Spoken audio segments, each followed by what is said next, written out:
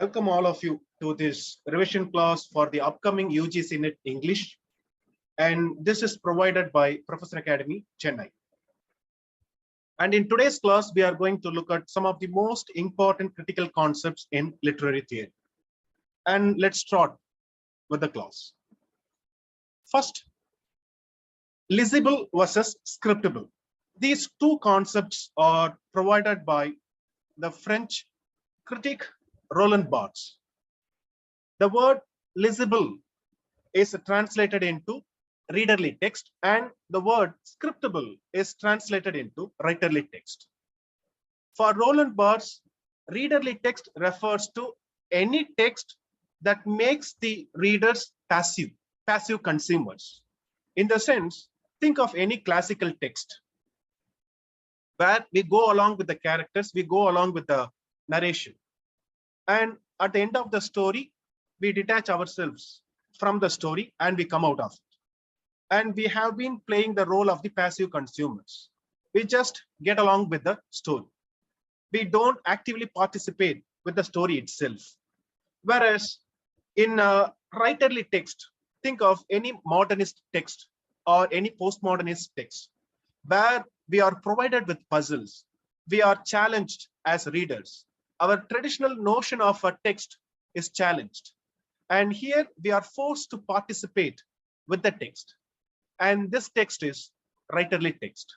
And Roland Barthes introduced these two terms in his famous work, S by Z. And if you want an example for readerly text or Lisible, think of any Victorian novel. For instance, Dickens' Oliver Twist or George Eliot's Mill on the Floss, where we become one with the characters and their situations, and ultimately we come out of it. Whereas think of when we think of writerly text, you can think of any modernist text like James Joyce's Ulysses or Virginia Woolf's Mrs. Dalloway, or any postmodernist text like Italo Calvino's If on a Winter's Night, a Traveler, where our conventional idea of how a novel should be is shattered. And we are challenged often and often. And we are forced to think ahead or where we have gone wrong with the narrative, right? And this is writerly text. These two terms are often used now to classify literary text in general now. Let's go to the next concept. Closed text versus open text. These two terms were introduced by the Italian semiotician and historian and literary critic Umberto Eco. So Umberto Eco introduced these two terms in his famous work, The Role of the Reader, Explorations in the Semiotics of Text. These two terms are similar to those of Barthes' terms. Closed text is Lisible. Open text is writerly text. So in a sense, readerly text, writerly text, or Lisible, Scriptable. When we say a text is a closed text, it means the text limits itself to certain situations and it demands particular interpretation, right? Or in the sense, it has finite interpretive stances, limited perspectives. It encourages limited perspectives. On the other hand, we have open text. The open text invites the readers to come up with their own perspective, and it offers unlimited interpretive stances. We can approach the text from any point of view. So this is an open text. So when we say closed text, one of the examples given by Eco is Superman comics, which has an audience of its own. So it is a closed text. On the other hand, think of Kafka. Kafka's short stories. So Kafka's short stories are called open text by Umberto Eco. He says in Kafka's short stories like Metamorphosis, where a character wakes up and finds himself turned into a beetle or a cockroach. Then it goes on and ultimately when that person dies or the cockroach dies, the family feels relieved. And how should we make sense of that short story? We have a lot of interpretation, depends on how we look at it, from the existential point of view, or simply it becomes a fantasy, or it's kind of a moral story. We have a lot of literary stances. So Kafka's short stories are open text. On the other hand, Superman comics are closed text. And Umberto Eco also says Ian Fleming's James Bond novels, they are also closed text because they have particular audience in mind. So this is the difference between closed text and open text. Next, let's look at plaisir and jouissance. Both are French terms, again introduced by Roland Barthes. Roland Barthes, in his famous work, The Pleasure of the Text, talks about the experience of reading, or the pleasure we derive while reading. And he divides that pleasure into two types, or he divides text into two types based on the pleasure we derive out of them. One, text of pleasure or plaisir. In the sense, a text that satisfies you. I mean, you have certain expectations, and those expectations are filled by that text. So you go to a movie knowing that it's a romance movie, then you expect a pair of lovers and they fall in love, and there are certain troubles, and finally they get married or get united. So that is the expectation, and that is satisfied by that movie. So we can call that a text of pleasure. Whereas we have a text of bliss, which is different, a text that discomforts us, which forces us to come out of our comfort zone. Our expectations are challenged, and the text gives us something different, and we are taken to a new level of pleasure, and that is bliss. When Roland Barthes uses these two terms, plaisir and jouissance, in French, and these terms have some sexual connotation. When we say plaisir, it's like a foreplay, beginning, just a beginning of pleasure, sexual pleasure. When we say jouissance, it's like attaining climax of pleasure. So this is how the words were used. And he says there are literary texts which can provide you with pleasure, and there are literary texts which can provide you with bliss. Let's look at these two concepts which are often asked in NET exam: signifier versus signified. These were introduced by the Swiss linguist Ferdinand de Saussure in his work Course in General Linguistics. In this book, which is actually a series of lectures compiled by his students after his death, he introduced a new field called semiology. Semiology means study of signs, S-I-G-N-S. A sign is something that refers to something else. So just think of a rose. When I say a rose, I'm not drawing attention to the word rose, but I'm referring to a flower.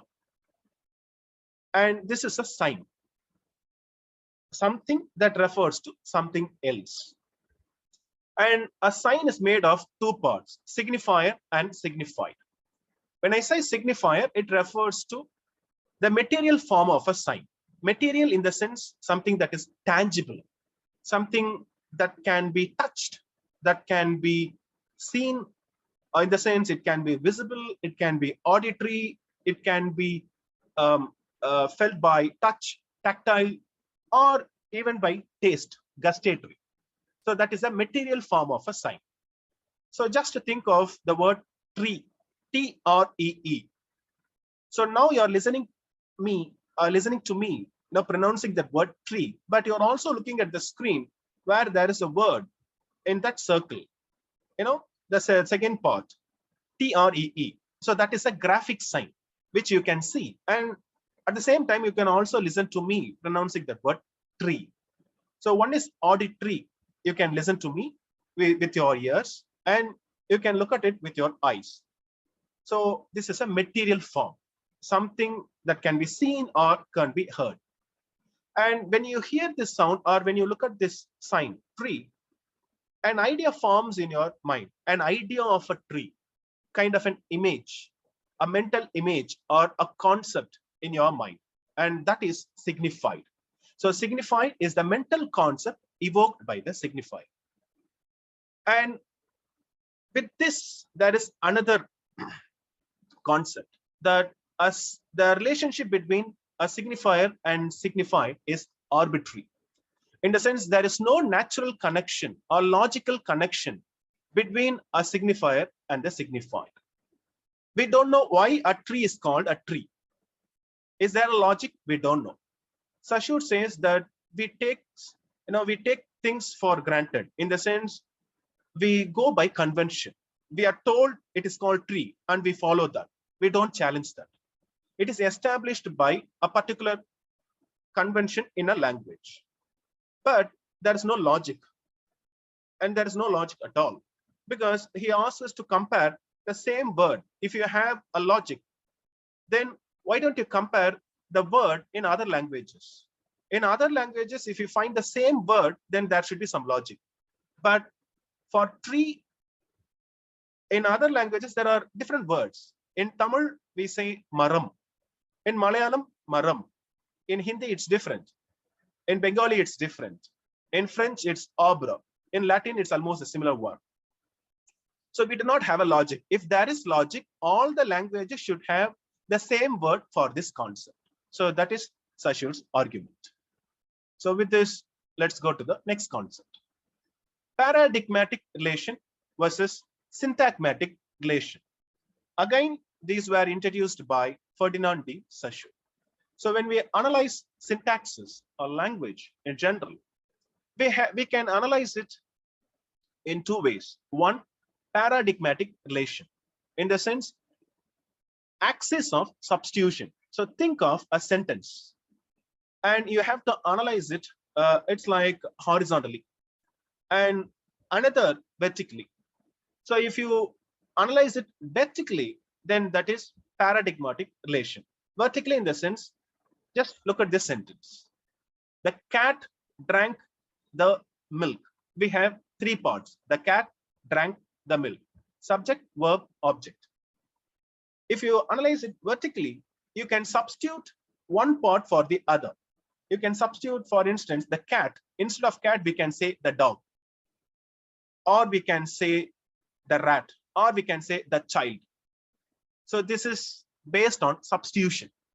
So in that place, that part can be substituted with another part. Similar way, instead of drank, you can say spill, or you can say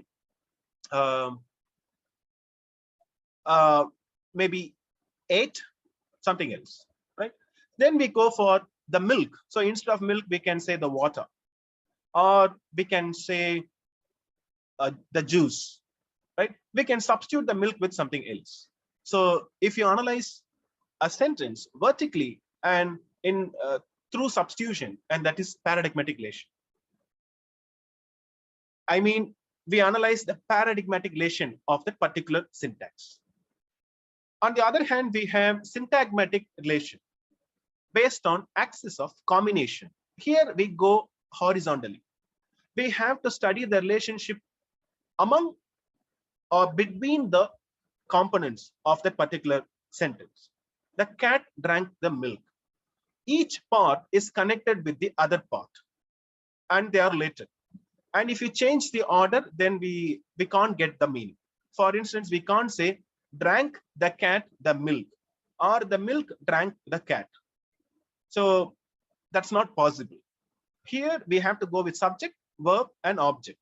The cat drank the milk, right? So this kind of study is something to do with syntagmatic relation based on combination. How cat combines itself with drank and how it combines itself with the milk. So this is syntagmatic relation. Let's go to langue versus parole. Again, the most important concepts introduced by the Swiss linguist Saussure. Langue in French means tongue, which in turn refers to language.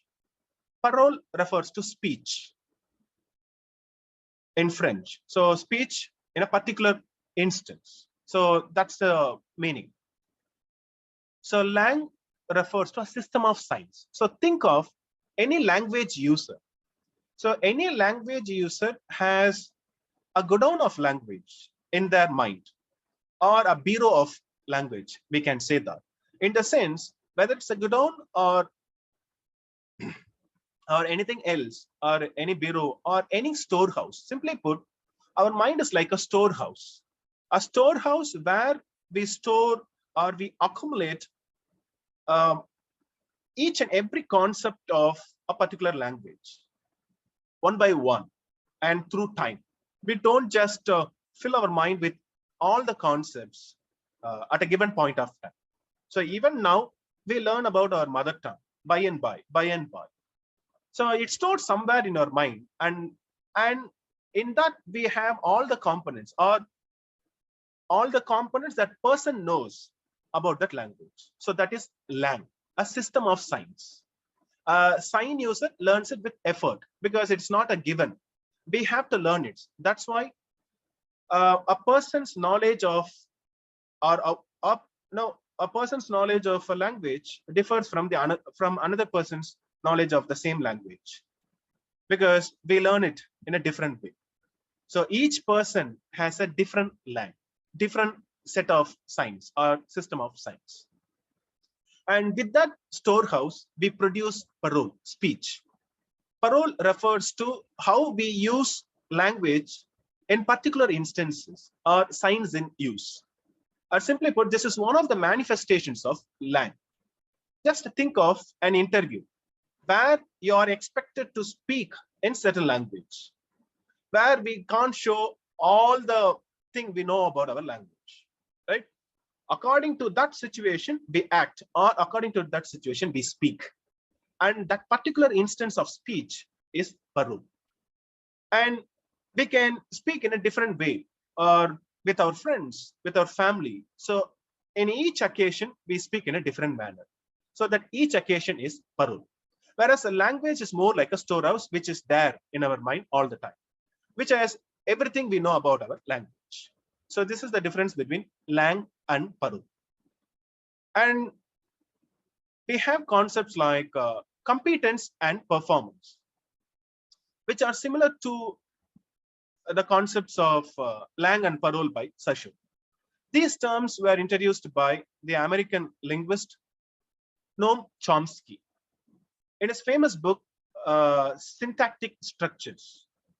This book revolutionized the field of linguistics. And these concepts are almost borrowed from Saussure. Only difference is that Noam Chomsky talks about native speakers' knowledge of their language. So competence is like Saussure's lang. And competence refers to speakers and native speakers' knowledge of his or her language.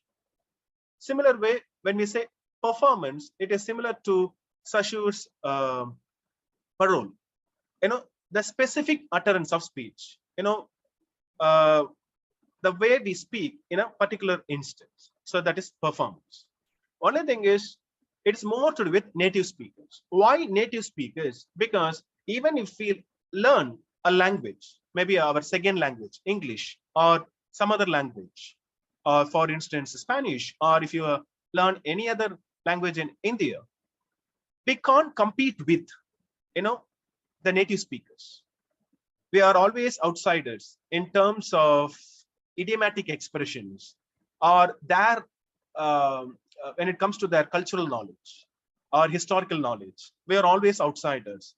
We can master that language. We can have a fluent conversation with them. Yet their competence is different, which comes to them naturally. At some occasion, we falter because we do not acquire everything there in that language. So that is their competence. Yet we try to compete with them to learn everything about that particular language.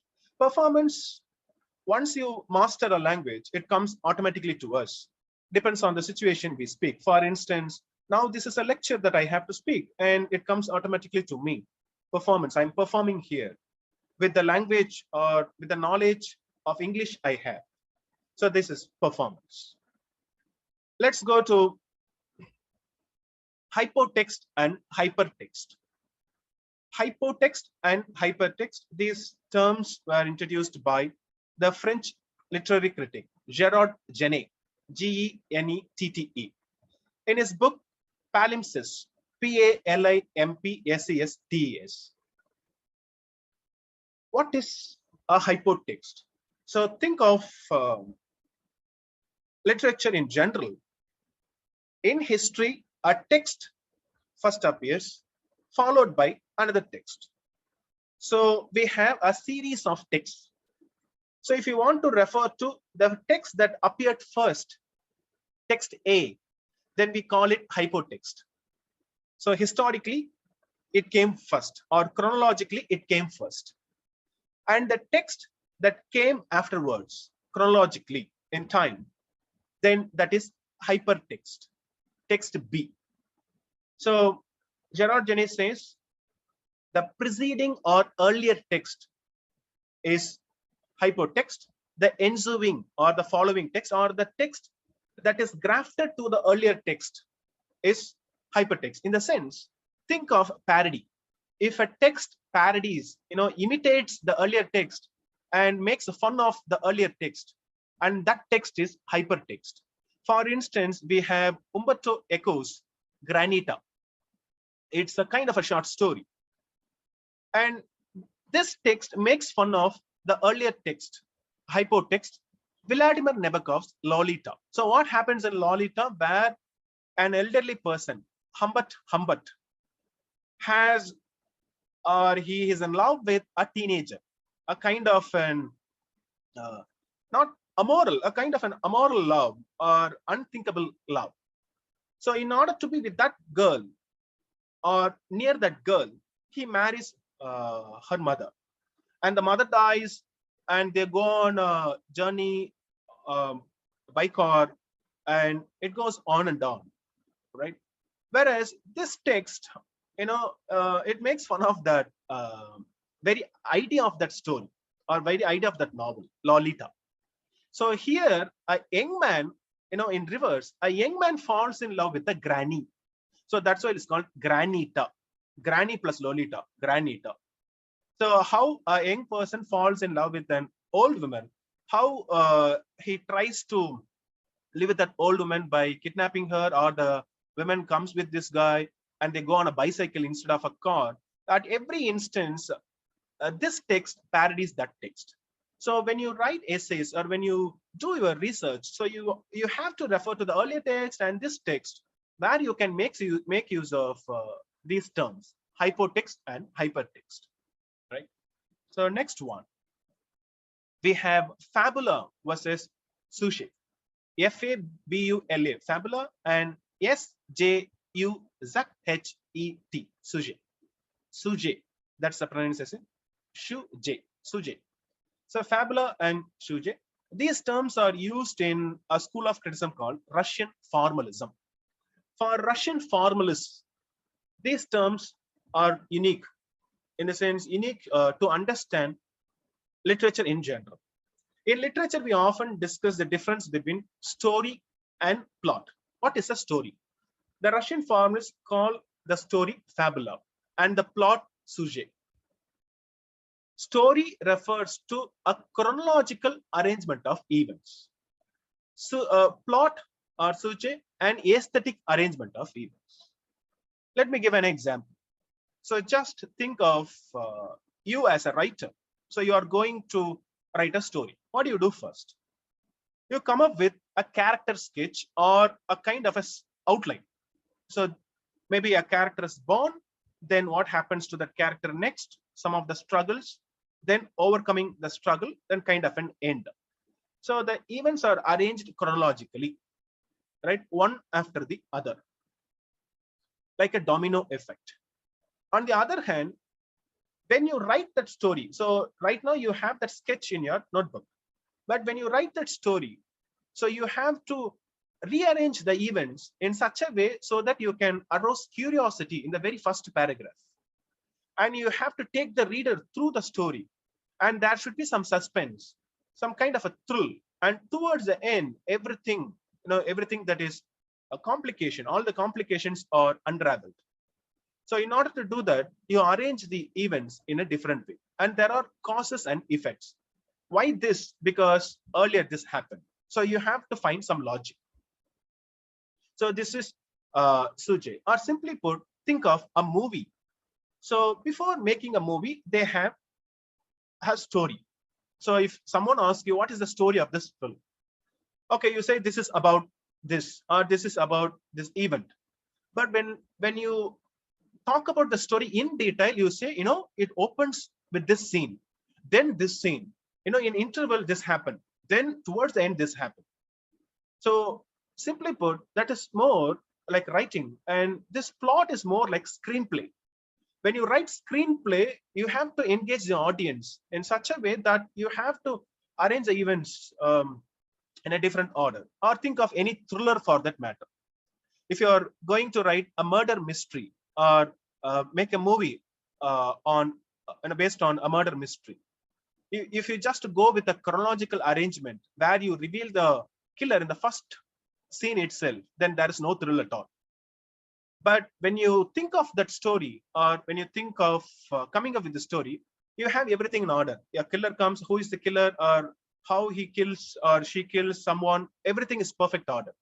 But when you write a screenplay or the plot, you rearrange. You reveal the killer only towards the end. So that's how a plot should be, or a screenplay should be. Okay, then let's go for centripetal and centrifugal. These concepts were introduced by the Canadian critic Northrop Frye in his essay, The Critical Path, where he talks about two aspects of criticism. What are the two aspects? Centripetal and centrifugal. He says, if you are going to analyze a literary text, you can approach it by two ways, centripetal or centrifugal. In the sense, you can talk about the structure of that particular literary text as a whole and one. You concentrate more on the literary value or the literary figures or elements of that are used in that particular text. So that is more the center, literary center. You talk about that effect, which draws everything to it. That is the central. Whereas if you go out of that central force, you talk about or you bring in other forces into the text, and that is centrifugal. For instance, you can analyze a text using a perspective you gained from a theory. For instance, Marxism, or structuralism, or post-structuralism, or feminism. So with that perspective, you come to the text. So you analyze a text from out, with the perspective gained from outside. So this is centrifugal, or simply means other cultural phenomena that form its environment, the text environment. So if you approach the text as it is, like a new critique, then that is centripetal. But you approach it with different perspectives from offered by different theories or cultural phenomena, then that is centrifugal. Northrop Frye says you should have a balance between them. If you go entirely with the theory, and your paper or your research will be filled with jargon, and that is useless, because we don't give a different reading or offer a new reading of the text. So that is useless if you go entirely with theory. Or if you stick only with the literary text, we might end up writing summaries. That's also waste of time. So we should find a balance between these two approaches, centripetal and centrifugal. We should concentrate on the literary text. We can also bring in a perspective. So this is by Northrop Frye. Then we have base versus superstructure. These concepts are essential when it comes to Marxism. We have this famous text, an iconic text called the Communist Manifesto by Karl Marx and Friedrich Engels. They said, in a society, we have base, or the base of any society is economic base. If a society should function properly, its economy should be sound. A solid base should be found. So that decides the other institutions, other social institutions. This economic base decides the strength of other social institutions, starting with family, marriage, school, religion, or anything for that matter. These are called superstructures. Or superstructure refers to social institutions. Once this economic base is shattered, these social institutions automatically crumble. So think of any country whose economy is shattered. Recently, what we see in Sri Lanka. Once the economy is shattered, then automatically there are riots. So automatically youth, they revolt against the systems, all the social systems, in terms of the job or in terms of their everyday life and everything. Or just simply think of marriage. If the marriage should go on and on, the person or both the couple should earn. They should have some solid money in their bank so that they can run the family. If their economy is not good, I don't think that family can go forever, right? But yet it has to go. So survival of the fittest. So this is base. Base refers to economic base, and superstructure refers to social institutions. And this thought revolutionized the way we look at society. Then we have use value versus exchange value, again put forward by Karl Marx. So when we think of a product, a commodity, how do we determine its value? So there are a lot of values in the sense use value, exchange value. There is another value called surplus value. So we are not discussing surplus value today. So we focus on use value versus exchange value of a particular commodity. So if you buy something, why do you buy? Because there is a need. And if that product satisfies your need, then it has some use value. So it is in terms of qualitative. It has more qualitative use or approach. Whereas when you say exchange value, just think of maybe you have a product. You can exchange it for another product, right? And that has the worth of commodity. I mean, worth of that another commodity, right? So you can exchange a lemon for maybe another vegetable. Maybe that vegetable has the worth of this, right? So this is what we have. So in the sense, whenever we buy something, a product has primarily two values, use value and exchange value. Simply think of water. So why do we buy water, a bottle of water? So when we go out, we are thirsty. We buy water to satisfy our need. We are thirsty, we drink that water, and our thirst is quenched, is satisfied. So that water has that use value, that is its primary value. But how do you get that bottle of water? We give some money. So it could be 10 rupees or 15 or 25. It depends upon the product or who makes that bottle of water. And we exchange our currency for that bottle. So it has some worth, exchange value. So it depends. Why do we give 10 rupees for an ordinary can of water, for 25 or 30 rupees for a well-established product? Because we think it has that worth, or we are told that it has that worth. So that is exchange value. Or think of any bartering system from the beginning or in the primitive society itself.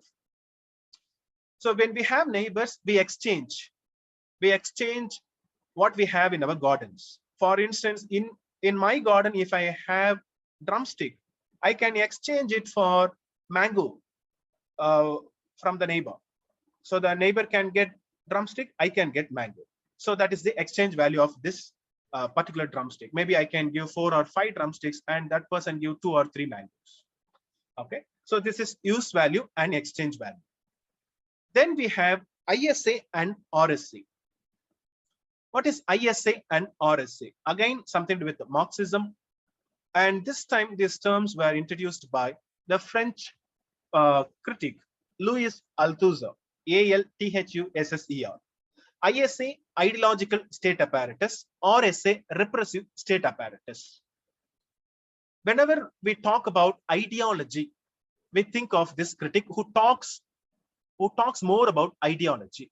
What do you mean by ideology? The word itself says ideas, a set of ideas that dominates our mind or which determines how we act in society. See, our idea of the relationship between professor and teacher determines how we behave in a class. Similar way, our idea of parents and children helps us speak with our elders in a certain way. So it is that idea that rules our mind and also determines our action. So how do we speak to a policeman, or how we speak to an ordinary person or a fellow passenger in a train is determined by our ideology, or simply put, a set of ideas that determines our action, right? And there are two ways in which the state or any authority watches over its citizens or its subjects. How?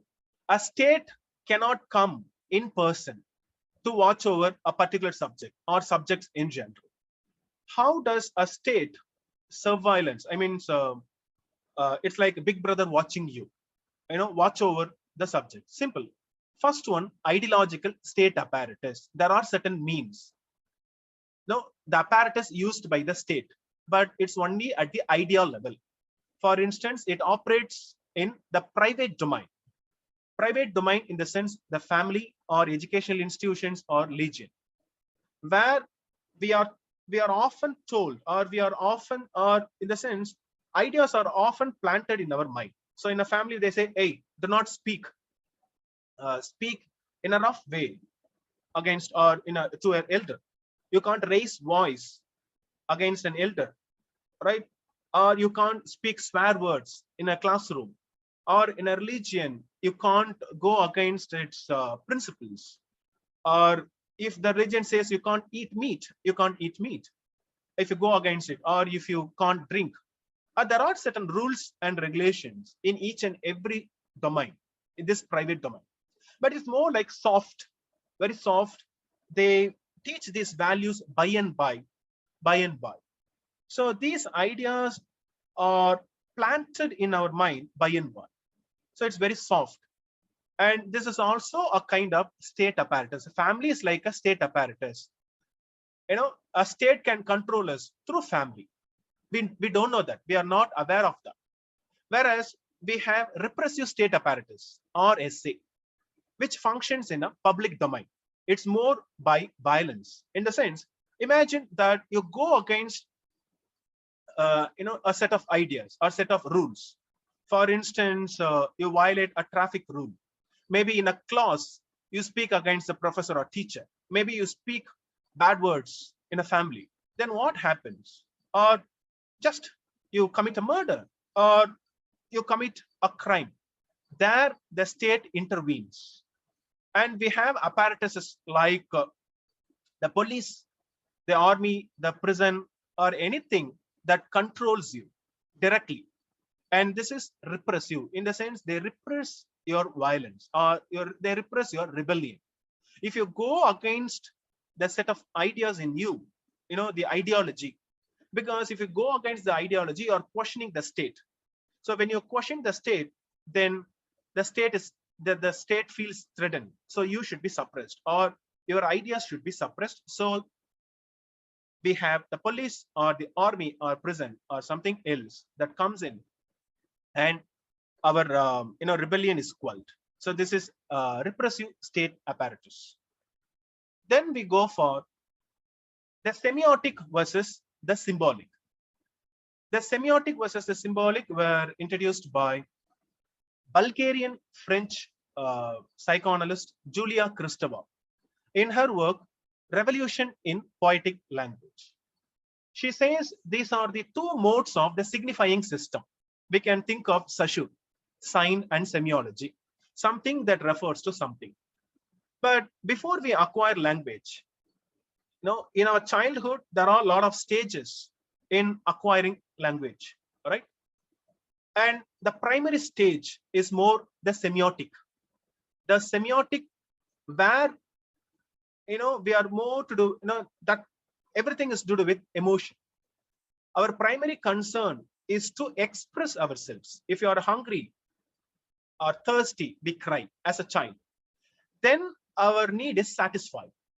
Now we are given milk or water or food, right? That is semiotic, which is non-verbal in nature. It's like music, which is only for to express emotions. It is non-verbal in the sense we are yet to enter language. A child is yet to enter the domain of language. The child is still in the stage, in the sense of pre-linguistic stage, where driven by instincts. It's more dominated by the child. Its needs are dominated by instinctual drives. Food, or if someone smiles at the child, the child smiles. If someone makes a face, then that cries. The child cries. Think of music, which is more semiotic, which is more with emotive. So we may not know the music we hear used in another language, the movie used in another in other language movies. Yet we enjoy, because music doesn't have boundaries, which reaches out to all. We immediately identify this music has something to do with the joy. This music has something to do with sadness. How do we do that? We don't know. It is more instinctual. It's more non-verbal. It's only for the purpose of emotion, expressing emotion. On the other hand, we have the symbolic, which is more logical, where the social effect or affect comes in. Or in the sense, the child enters the domain of language or linguistics, where we have to learn everything, or learn the rules of that language, or we have to use logic. Why we have to use a verb after a subject, or an adjective in English before a noun, or article before that? Why do we do that? We have to learn. We have to put some effort to learn a language. So in order to enter language, we have to go, or we have to learn it with logic. So it is systematic, or in a sense, it is more symbolic. Symbolic in the sense, each and everything has certain conventions, or it is associated with certain social conventions or tradition. We have to learn that. And this idea has something to do with Lacan, another famous psychoanalyst. You can compare it with his mirror stage, where a child looks at the mirror and it differentiates itself from the image in the mirror. So in symbolic stage, we are able to differentiate between things. We say this is not a dog, or this is not a cat. How do we know that? Because we differentiate both. Or in Lacan's concept, mirror stage, earlier in the semiotic stage, the child thinks that it is more, or it thinks it is more like the mother. It thinks, the child thinks it resembles the mother. But when it looks at the mirror, it thinks, no, I don't look like mother. I am different. So this is me, that is mother. So it differentiates me and mother. So that's how a child enters language. So an entry into language is more like learning the art of differentiation. So that is symbolic. So with this, let's go to the final concepts of today's class: genotext and phenotext, PHENO text, or GENO, genotext. Again, these were by Julia Kristeva. So you can compare genotext with the semiotic, and phenotext with the symbolic. So that is more pre-linguistic stage, and this is kind of an entry into the language. So when we say genotext, before you write, or it's more of the process of writing, or it's a process of acquiring language. That is genotext, where you have all the underlying foundation of language. It's more like a process. Whereas when we say phenotext, you have everything and you enter that language, that system, where the language helps you communicate. So where you know all the symbols, we know all the conventions. you know all you know the structure of that language or the system of that language. So that's why I say genotext, you can compare it with the semiotic stage, pre-linguistic stage, where you are just laying the foundation of that particular language. Whereas when we say phenotext, yes, you are in that language, you are making use of that structure. And Julia Kristeva gives examples from mathematics. She says genotext is more like topology, where you get to know the properties or geometric shapes and properties. It's like a process. Whereas phenotext is more like algebra. You know the structure, you know the symbols, you know everything about it. Or Julia Kristeva goes for another example. Genotext is more like a spoken language or spoken Chinese. That's the example she gives. Phenotext is more like written Chinese. So before you write, any language for that matter, first we learn to speak. It comes naturally to us. When we speak, we have that foundation in us. Unconsciously or consciously, we learn every aspect of language. It is there in our mind. So that's how we start speaking, instinctive.